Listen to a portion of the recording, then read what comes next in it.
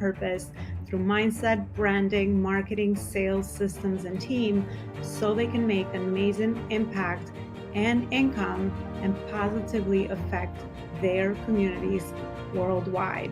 Ensure that you are sharing this show, you're subscribing, and you also are leaving us a review so we can create more amazing content around those areas to help you level up to the next level and also bring amazing guest experts that can share their knowledge and expertise with you so that you can create amazing legacy.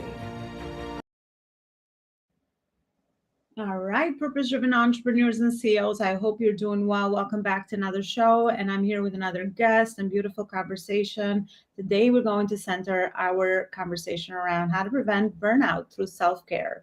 And it's such an honor for me to actually have my guest that will be speaking about that, an expert around this topic, Eric Recker. Eric, thanks so much for coming on our show. I can't wait to hear a little bit more regarding your personal journey and also this topic today. Welcome. Yeah, thanks so much for having me. It's great to be here. It is such a pleasure. So, Eric, I usually don't introduce my guests. So, if you could share some of the most meaningful moments that led you to the work that you're doing today, that way we get to know you a little bit better. Yeah, so I'm a dentist by trade. I have been a dentist for a little over 20 years. I've also been a dentist who's gone through 3 rounds of burnout. And part of the reason that I went through so much burnout is some bullying that happened to me when I was younger. And I just kind of became a relentless striver trying to prove those bullies wrong, even though they moved on from me a long time ago. So, what I've learned through all of that is that the lessons that I have are lessons that I want to share with other people. I want to help people shorten their distance to becoming their best version. I definitely want to help people not go down the road of burnout that I went on. And so that's kind of my purpose for what I would consider the second half of my life. I'm still a practicing dentist. I see patients 3 days a week. And then the other days I work on coaching and speaking and helping other people become better versions of themselves. And kind of my phrase is win the now. So that's my goal, is to help people win the now. I love that. I mean, I purposely always ask that question because that captures the story, right? The reason why you do what you do, and how did you actually end up, in this next phase of your life, teaching people how to do something that you probably struggled with. So, thank you so much for sharing that, and I'm so excited also have you share regarding your experience of climbing Mount Kilimanjaro. That must have been quite a beautiful journey. So I can't wait for you to share a little bit about that as well as we dive into the topic. So let's get into the topic, Eric. So, I mean, what are some of the things that people might experience with burnout? And also, we'll get into some solutions based on the work that you do daily to help people be more intentional with their self care. Especially, I have an audience of entrepreneurs and CEOs, and it seems like entrepreneurship takes a lot of our focus, energy, all that good stuff. So, burnout, it's something that I think in one way or another we all eventually experience. So, love to hear your thoughts around that. Yeah, it's been said that 70% of people struggle with burnout, and I wonder if the other 30% are lying, because I think we all face it at some point. I guess the people who aren't going to face it probably also are going to be people who aren't watching this podcast. Most of the people who aren't high achievers, who are more comfortable on the couch, they're probably more likely to not experience burnout. But other than that, I think most of us are going to go there. And when I went there, it was bad. And I was just desperate for a solution, desperate to get out of it. It was hard work. And so what I found is, I kind of forensically looked back at the times that I was burnt out. There were 2 things that were in common with all of those.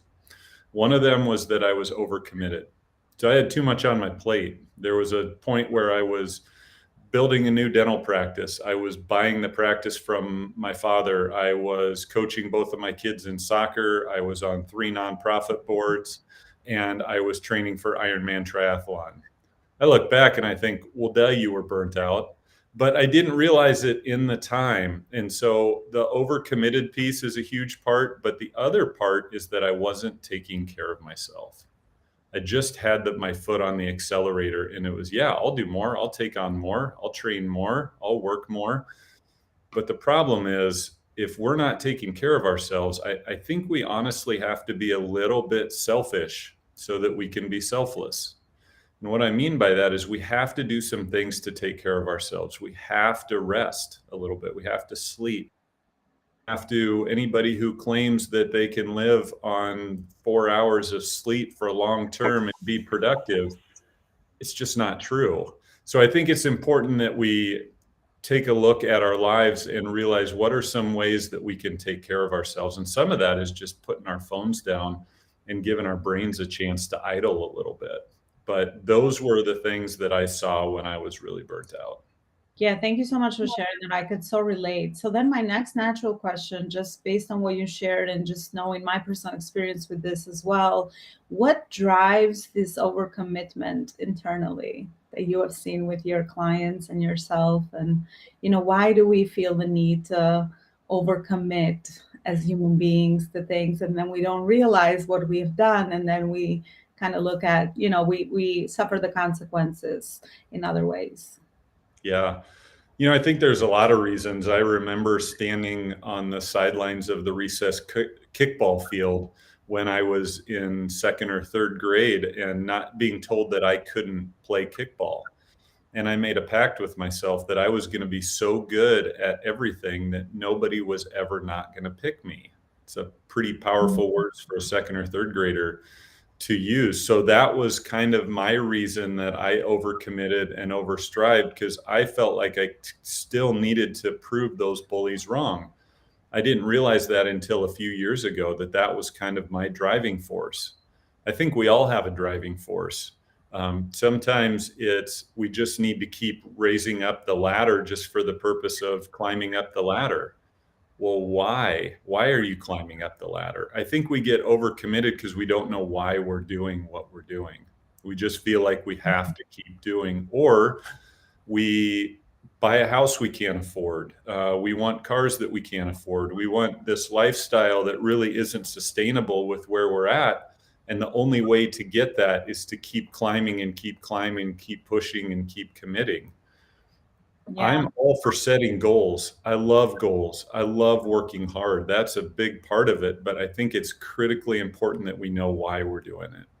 Yeah, it is so true. Everyone has a personal reason why we do what, we overcommit. And you shared your experience, and I've shared it many times here as well, that, for me was because I was praised so early with my achievements. So I thought that in order to be loved by the people that were most important to me, I had to always be achieving things, right? From one thing to the next and the next and the next. Because deep down, I didn't feel good enough. So I think everyone kind of reflecting back on the reason, why do you need to work so much? Why do you need to kind of have that big win, in your life and business? And if it comes from a good place, then maybe that is the work, and holding space for kind of understanding why is it that we do what we do, and why do we want to achieve? Why are we committed to the next thing that is on our plate?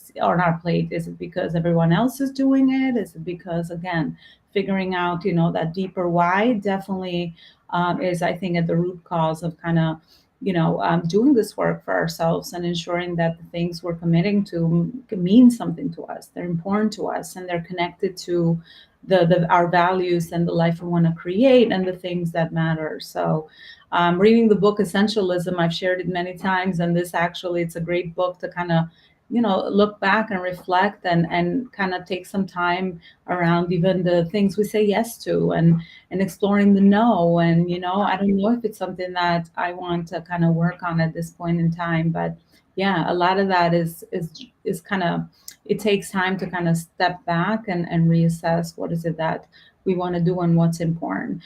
So then, based on your work, Eric, what are some of the things that you help your clients with? What's your framework? What's your foundational work that you do to, once someone has felt, I guess, the pains around overcommitment and the burnout aspect of things, how can they, once they have this awareness that they have a problem, how is it that they can now move forward to start putting those good habits and steps into place in their lives so that they don't, they don't feel the burnout, or maybe if they, I don't know if you don't feel burnout 100% ever, but maybe you're more mindful of the activities and the things that you work on. Yeah. So one of the things we do is we work together to get clear on people, what people want. What is it that you're trying to get out of this life? Where do you see yourself? 10 years, that used to be a number that some people use. Now we kind of use 5 years sometimes. Boy, it's hard to know what the world's going to look like in 5 years. So we don't even necessarily go that far out. We just think, what do you want in life? What do you want for your family? What do you want for vocationally? What do you want for margin time? What do you want in some of those different areas of your life? And then we try to figure out how we can tailor a life that lines up with those things that you want. And then we hit systems pretty hard, because a life is just a series of systems. We have a system for when we get up in the morning. We have a system for when we go to sleep. Have a system for what we eat, how we interact with people. And we don't want to become robotic, but the more systems that we have in place, the fewer decisions that we have to make, and the less that we get fatigued by all those decisions that we have to make.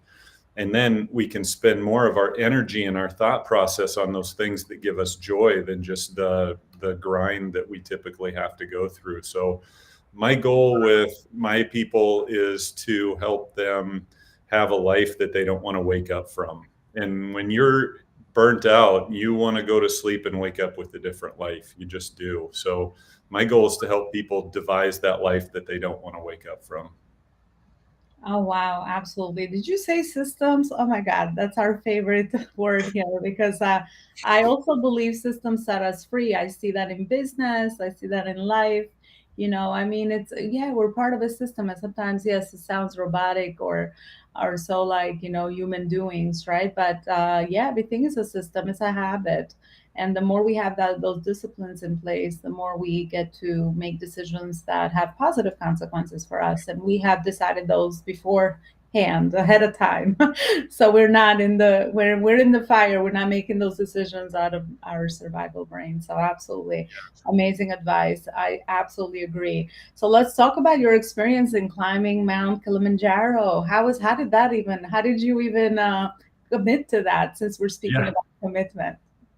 Yeah, I am such a huge fan of relationships. I believe our life is about relationships, and when we have people to walk through life together, it's amazing. So, with my dental team, we were having a staff meeting, and I wanted to pose the question to everybody, "What's on your bucket list?"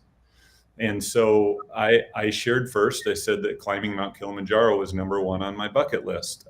I didn't know why. It was just the next big thing that I could do. And so I thought, yeah, I'll just throw that out there. So everybody else went around, and with your people, with your family, with your team, that bucket list conversation is so fun, because I think it gets people to really talk and think, and you can see what their dreams are. Well, about an hour after our team meeting, one of my hygienists came up to me and said, "Hey, you said you wanted to climb Mount Kilimanjaro." Well, I was at church this last week, and there was a missions conference, and there was somebody there who wants to take a team up Mount Kilimanjaro to raise money for a school in Tanzania. I said, "You have got to be kidding me." So I went home that night and talked to my wife, and I said, "Hey, I think I'm going to climb Mount Kilimanjaro." And my wife is incredibly supportive, and she said, "Okay, let's figure out the details." So I ended up climbing with, there's a team of 7 of us. We ended up raising almost $70,000 for this school. And I tell you what, it made it so much more rich to go through that experience, knowing that in $70,000 in Tanzania, uh, that goes a long way. So it built multiple rooms, classrooms, an administrative room. It got them some technology that they needed. It was amazing. And then that team of 7 of us, we climbed together 5 days up, 2 days down, and just to be able to, and then when we got done, we were able to travel to the school where we had been able to give the donation and spend part of a day with the students and the teachers and just see how they were going to benefit from what was happening. And it was just this most amazing experience. And that, it wasn't even the mountain climbing part. Getting to the top of Kilimanjaro at 19,341 feet and being able to see, we could clearly see the next tallest mountain in Africa, which is something like 40 miles away. So being able to see the top of the world above the clouds as the sunrise is coming up, it's a moment I'll never forget. Wow. I mean, that just kind of shows that as human beings, we probably, when we set, an ambitious goal, such as climbing a mountain or anything in our life or business or anything, we will just go so far based on our own selfish need to kind of, I don't know, whatever it is. But it's always like amazing what we could do as humans when there's like a contributing factor on the other side, service, impact. Like we're doing it to help, we're doing it for a bigger purpose. And look, I mean, that was a big driver to, getting up there and doing that. So I think even with our work as legacy builders and as we grow our companies and create the impact we want to create in the world, it's always about that contribution and that service that you are providing for others, and that will get you up in the morning and that will get you to keep going, even as that journey. I'm sure, how was that experience of climbing? Did you have those like doubt moments of like, what am I doing? How was the journey getting there? Was it smooth, just like smooth like climbing up the mountain, or did you have, what challenges did you have there? Because that's really, I think, is a great metaphor for life and also business. Yeah, great question. I will tell you that I was in amazing shape, so that helped a ton. But the night that we're supposed to, we had about 4 hours to rest. So we had between 8 p.m. and midnight to rest, and then we were going to get up and start hiking at 12:30 in the morning so we could get up and see the sunrise. So we had about 4,000 feet of vertical that we had to climb. And so the mountain was not the most comfortable place to sleep. So it was pretty rocky. I slept on about an inch thick blow up air mattress and in a mummy type sleeping bag. But we had 4 hours, and I'm not the best sleeper if I'm not in my own bed. So I took some sleep medication to be able to sleep on the mountain. So I took, and this is not a recommendation, but for me, I took Benadryl and Ambien because I'm 225 pounds. I can handle that, and I knew it would conk me out. Well, what I didn't factor in is that I only had 4 hours to sleep. And so I took the medication and then woke up. I actually, my alarm didn't wake me up. One of the guys in my tent was shaking me, trying to get me to awake because I was gone. I was so asleep. And so I woke up and my whole body felt just sluggish. I say I felt drunk without the buzz. So I just didn't have anything. And ahead was 6 hours of switchbacks in the dark, trying to conquer that 4,000 feet. So we were an hour into the hike and we took our first break, and I laid down and fell asleep on the trail. And one of our guides was shaking me awake, and he said, "My friend, we go on."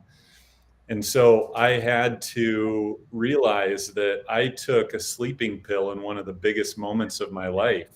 So it was just back and forth up to the top of the mountain in the dark, counting my steps, praying, doing anything I could to try to get one foot to move in front of the other until I got up there. I don't think it would have been that hard of a climb had I not self-sabotaged myself like that. I certainly didn't intend to, but I've certainly learned that lesson. And I think a lot of times we do that in our lives as business owners and in our lives in general. We'll make some poor choices and we just make life so much harder for ourselves. Instead of getting a good night of sleep, we'll go down a video rabbit hole on Instagram or Facebook, and all of a sudden we've lost 2 hours of sleep because we're watching a bunch of goofy videos and we can't understand why we looked at the first one. Or we'll procrastinate something until the last moment and we don't get our best workout. So I think we have to be on the lookout for those moments when we self-sabotage ourselves, especially in the bigger moments of our lives. Well, absolutely. And I think we have to share more of that. And yes, we make mistakes and, we're, because it's a new experience. And sometimes, even when we venture into growth, right, it's always new, it's uncertain, it's new territory. So, we make mistakes. We don't always know how to get on the other side. But I think you sharing that and being vulnerable and a lot of us sharing sort of our ups and downs, the peaks and the valleys, right? Because we mostly see that on social media or with our content, like a big win. Yeah. My business is making this much. I climbed the mountain, I went on this big media feature, like all of this, like the peaks, always like sharing the reels. And for most people, when you do on the day, your day to day, when you come across, the shitty feelings of the emotional roller coaster or decisions that you're making or things that you're overcoming that are scary or hurtful, we just feel like adequate. We're like, well, maybe I'm the only one feeling this, so most people will quit.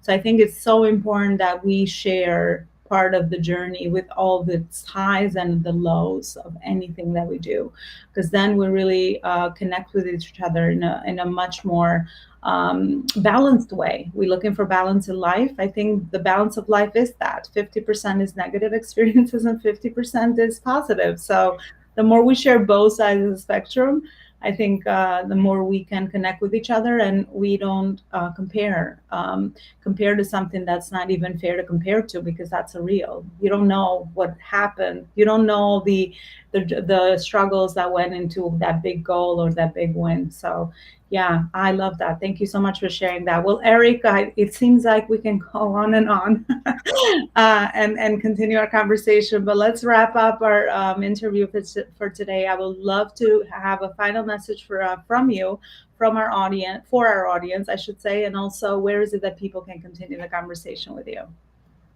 Yeah. I was asked recently on a podcast, what is some advice that you would give to yourself on day one of work? If I could go back 20 years, being out of dental school, what would I give myself advice? And that advice is really simple. I would look my younger self in the eye and say, you have to take care of yourself. You just do. Because the problem is we keep pouring out, we keep emptying ourselves, and that's what we have to do. We have to have impact on other people. We have to work, we have to do all those things. But if we're not conscious and intentional about refilling our tank, we're going to have nothing to give. And that's where burnout really, really happens. So I would just tell people, we say it all the time when we leave. We say, take care, have a good day, take care. Well, it's good advice. We do need to take care of ourselves. And I think we really, really neglect that. So if people want to continue the conversation, I would love to do that. Basically, home base for me is my website, and it's really easy. It's just my name, ericrecker.com. On there, there's information about the Win the Now concept. There's information about coaching and speaking, information about my book that I wrote, and then I do a weekly blog on there. But as my gift to everyone, I want to share this. It's free. You can click on the free 5 days to knock back burnout challenge. So if you subscribe to that, you'll get a series of emails that just help with some basic systems to try to start pushing back the hold of burnout that has on people's lives. So if you feel like you're just a little bit burnout, it's a great place to start. Or even if you feel like you're down that road a little bit, it's a few things. Just know you're not alone, and that there's some things that we can do to help right the ship. Absolutely. Well, great resources that you have put together there, Eric. Thank you so much for your presence, all the information, and sharing your journey. It was an honor to have you on our show, and thanks again for listening. And I want to encourage all of you listeners to Leave us comments wherever you're finding the show, whether it's social media or major podcast platforms. Let us know in the comments how is it that you're resonating with our guests and all the topics that we are talking about. Because again, my purpose is to serve, right? So how is it that we can accommodate and really personalize, I should say, the topics and the informations that are shared on our show so that you get the most value for your time. Thank you so much for watching, and I'll see you next time. Bye, everybody. I want to share with you the 4 books that would change your life personally and professionally. So, the first book is Connecting the Dots Backwards, one of the books I've written that will help you connect the dots between your past, your present, and your future life vision. You will find topics in there around marketing, sales, spirituality, relationships, all the areas that you need to be fulfilled as a human being. The second book that I've written, which is a journal, accompanies the Connecting with the Dots book. And this journal will help you apply the information that you learn in the book into a journal. It has self guided questions that you can go through and into to get the clarity that you need to discover your values, your vision, and your mission. This is a journal attaching the book as well. And then Purpose Driven Entrepreneurship is my latest book where I have included my legacy framework in building legacy businesses, everything from mindset, branding, marketing, sales, systems, and team.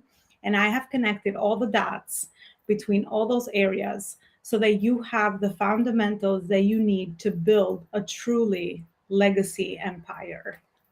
And then my latest creation is the Focus on Purpose Planner for increased productivity and efficiency, where I have included a framework around your productivity where you can plan ahead, work on purpose, and leave amazing impact on the planet with your work. You can find any of my books on the website below, elonaloparicoaching.com books, and definitely grab your copy. Let me know, leave me a review on Amazon, and let me know how this book has impacted you and changed your life.